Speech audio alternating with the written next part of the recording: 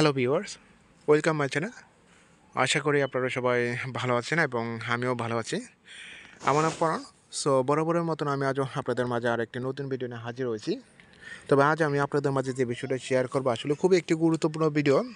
আজ 2025 এবং সেপ্টেম্বর মাসে 22 তারিখ। সময়ের সাথে সব কিছু পরিবর্তন হয়। আজকে যে সিচুয়েশনটা দেখতেছেন বা সিচুয়েশনটার কথা বলবো, হয়তোবা আগামী 5 বছরের সাথে এটার কখনো মিল থাকবে না। তবে বর্তমানে যে সময়টা নিয়ে আমি কথা বলতেছি খুবই গুরুত্বপূর্ণ। বিশেষ করে যারা সেনজেনভুক্ত মধ্যে রয়েছে এবং অনেক প্রবাসী রয়েছে, এরা অবশ্যই জানে যে রোমানিয়া হোক, বুলগেরিয়া হোক, ক্রোয়েশিয়া হোক, পোল্যান্ড, লাতভিয়া, লিথুয়ানিয়া অনেকে আছে। কিন্তু আমি যে কথাটা বলবো আর সেটা হচ্ছে যে এই সেন্ট্রাল ইউরোপে অথবা ওয়েস্টার্ন ইউরোপে এসে কিভাবে আপনি বৈধ হবেন, এই একটা বিষয়, এবং কিভাবে আপনি অ্যাসাইলামে ক্লেম করবেন। একটা বিষয় অবশ্যই মনে রাখবেন, হতে পারে আপনার এই সিচুয়েশনটা আসে নাই বা আপনার ব্রেনের মধ্যে আসে নাই যে কিভাবে অ্যাসাইলামে ক্লেম করতে হয়, বা অ্যাসাইলামে ক্লেমটার সম্পর্কে হতে পারে সবসময় এড়িয়ে গেতেন যে অ্যাসাইলামে ক্লেম করলে হয়তো বা বাংলাদেশে যাওয়া যাবে না, অথবা দীর্ঘ সময় ধরে আপনাকে যে কান্ট্রিতে অ্যাসাইলামে ক্লেম করবেন সেই কান্ট্রিতে আপনাকে পড়ে থাকতে হবে। ঘটনা ঠিকই শুনছেন, কিন্তু আপনাকে স্টেপ বাই স্টেপ যদি কাজগুলো করে নিতে পারেন তাহলে অবশ্যই আপনি দেশে যেতে পারবেন এবং অল্প সময়ের মধ্যে।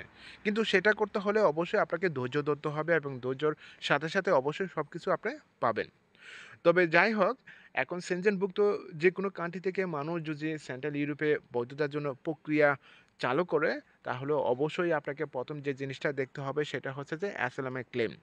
এবং অ্যাসাইলামের ক্লেমের ক্ষেত্রে আরও দেখতে হবে যে কোন কান্ট্রিটা অ্যাসাইলামের ক্লেমে করার ক্ষেত্রে ভালো কিছু প্রায়োরিটি দিতেছে, ভালো কিছু ফ্যাসিলিটি দিতেছে।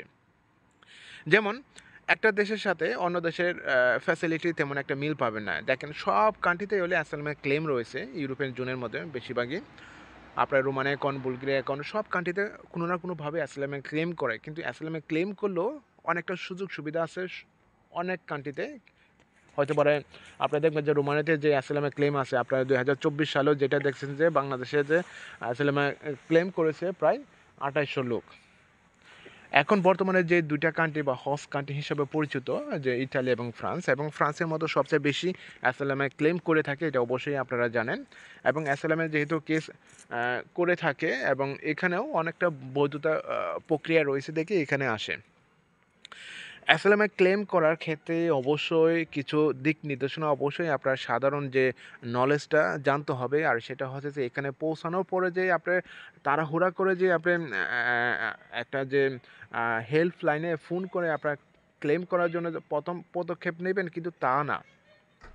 আপনাকে সুন্দরভাবে একটা প্রিপারেশন নিতে হবে কোন বিষয়ের উপর আপনি একটা বার্তা তৈরি করবেন বা মেসেজ তৈরি করবেন, বা হিস্টোরি বলেন বা আপনার গল্প বলেন যেটাকে বলে, একটা অবশ্যই অ্যাসাইলামে ক্লেম করার জন্য যে পদক্ষেপ প্রথম, এটা হচ্ছে যে আপনার একটা ক্লেম করার জন্য হিস্টোরি, অর্থাৎ হিস্টোরিটা আপনার নিজের থাকতে হবে। এবং অনেকেই জানেন যে অবশ্যই এই হিস্টোরিটার প্রতি আপনাকে যত্ন নিতে হবে এবং খুব ভালো মনোযোগ সহকারে আপনাকে লিখতে হবে। একটা হিস্ট্রি একবার লিখলেই আপনি সব সমাধান পাবেন না। চেষ্টা করেন ২ বার লেখেন এই হিস্ট্রিটা সঠিকভাবে, যাতে আপনার ইন্টারভিউর ক্ষেত্রে আপনি উপস্থাপন করতে পারেন, সেদিকে অবশ্যই লক্ষ্য রাখবেন। তারপরে হচ্ছে যে হেল্পলাইন আছে, আপনি যে কান্ট্রিতে পৌঁছাবেন, হয়তোবা ফ্রান্সে অথবা ইটালি যে কান্ট্রিতে আপনি পৌঁছাবেন, সেখানে যদি ফ্রান্সের কথা বলি, যদি আপনি হেল্পলাইনে ফোন দেন তখনই আপনি এটা তখন তারপর আপনার এটা বেশি একটা বিরক্ত বোধ লাগবে না এবং অত তাড়াহুড়া লাগবে না। কারণ এই জিনিসটা অবশ্যই আপনাকে প্রিপারেশন করে রাখতে হবে, এবং এটা যদি প্রিপারেশন করে রাখতে পারেন এবং আপনার যদি প্রস্তুতিটা ভালো থাকে, তাছাড়া এর সাথে যদি আর অ্যাটাচ ডকুমেন্ট যদি আপনার থাকে এবং প্রুফ হিসাবে যদি কোনো ডকুমেন্ট থাকে, তাহলে সবচেয়ে আরও ভালো হয়। কারণ প্রুফ ডকুমেন্ট এটাই বুঝেছি, হয়তো বা আপনার কোনো রাজনীতির সাথে জড়িত ছিলেন এবং সেই রাজনীতির যদি কোনো ছবি অথবা মিটিংয়ে কোনো অ্যাটেন্ডেন্ট থাকতেন অথবা পেপার পত্রিকায় আপনার নাম এসেছে, সেগুলো যদি আপনি কালেক্ট করে রাখতে পারেন তাহলেও আরও ভালো। কিন্তু এটা হচ্ছে পরের বিষয়, কিন্তু প্রথম যে স্টেপটা হচ্ছে যে আপনাকে হিস্ট্রিটা সুন্দরভাবে লিখতে হবে। আমি জানি এই হিস্ট্রিটা আপনার নিজে থেকেও লিখতে পারবেন না, এবং এটাও ভাববেন যে কীভাবে লিখুন। অনেকে বলে এটা লেখার পরে আবার অ্যাটেস্টেন্ট করতে হয়, এবং অ্যাটেস্টেন্ট করতে যে বিষয়টা হচ্ছে যে আমাদের যে কমিউনিটি রয়েছে, যে বিভিন্ন বাঙালি কমিউনিটি যারা লয়ার আছে তাদের থেকে এটা করে নিতে হয়, কারণ এই অ্যাটেস্টেশন না করলে আপনি আবার এটা যেখানে জমা দেবেন সেটা আবার গ্রহণ হয় না। তো এই বিষয়টার জন্য আমি আপনাকে বললাম। তো প্রথম স্টেপ, আপনি যদি কোনো কান্ট্রিতে অ্যাসাইলামে ক্লেম করেন, সেটা জার্মানি হোক, নেদারল্যান্ড হোক, সুইজারল্যান্ড হোক, ফ্রান্সও হোক আর ইটালি হোক, এই ক্লেমটা করার জন্য অবশ্যই আপনার হিস্টোরি একটি প্রপার যুক্ত থাকতে হবে, এবং আপনি যা যুক্তিসম্পন্নভাবে যে উপস্থাপন করবেন সেটা যাতে আপনার ওই হিস্টোরির সাথে মিলে যায় এবং ভালোভাবে যুক্তিসম্মতভাবে প্রশ্নগুলো আপনি আয়ত্ত করতে পারেন, এই বিষয়টা অবশ্যই লক্ষ্য থাকতে হবে। কিন্তু এখানে কি হয়, কারণ এখানে থাকতে থাকতে আজকে দেখতেছি যে অনেক লোক এখানে আসার পরে অনেকটা তাড়াহুড়া করে এই জিনিসটা করতে পারে না। এবং আরেকটা বিষয় হচ্ছে যে এখানে হাজারো হাজারো দেশের লোক রয়েছে। এখানে হাজার বলবো না, কিন্তু অনেক দেশের লোক রয়েছে।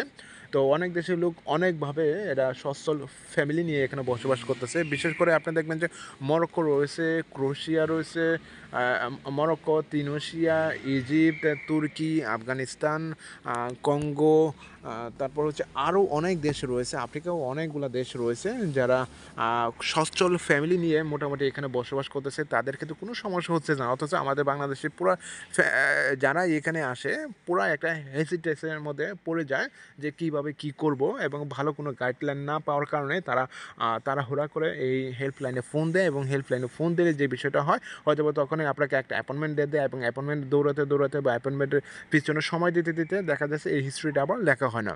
তো প্রথম যে বিষয়টা হচ্ছে, আপনি যেখান থেকেই আপনি ক্লেম করুন না কেন, আপনি হয়তো রোমানিয়াতে রয়েছেন এবং রোমানিয়া থাকার যে একটা পরিকল্পনা নাই, সেখানে যেহেতু পরিকল্পনা নাই এবং এখানে এসে এই জিনিসটা করতে চান, হয়তো পারে আপনি এই জিনিসটা সুন্দরভাবে ওখান থেকে উপস্থাপন কইরা তারপর নিয়ে আসেন, তারপর আসার সাথে সাথে আপনি এটা করতে পারেন। এই জিনিসটা সবচেয়ে খুবই গুরুত্বপূর্ণ, তবে এটাকে অবহেলা কখনো করবেন না। তবে এই যে ইউরোপের কথা বললাম, বা ওয়েস্টার্ন কান্ট্রি বা সেন্ট্রাল ইউরোপের কথা যে বললাম, যে এখানে বৈধতার যে প্রক্রিয়া রয়েছে, আপনাকে এই প্রক্রিয়াটা প্রথম অনুসরণ করতে হবে। তারপর হচ্ছে যে আরও কিছু প্রক্রিয়া রয়েছে, তখন একটা দেশে থাকলে অবশ্যই আপনি বুঝতে পারবেন। তবে অন্যান্য দেশের তুলনায় ফ্রান্সের যে বিষয়টা হচ্ছে যে অনেকটা ইজি এবং ধৈর্য সহকারে আপনাকে সময় দিতে হবে। তারপর বৈধতার যে প্রক্রিয়াগুলো রয়েছে সেগুলি আস্তে আস্তে আপনি অনুসরণ করতে পারবেন। তো সবাইকে ধন্যবাদ জানাচ্ছি আমার এই ভিডিওর সাথে থাকার জন্য। এছাড়া আপনার যদি কোনো মতামত মন্তব্য থাকে তাহলে অবশ্যই আমার এই ভিডিও কমেন্ট বক্সে লিখবেন।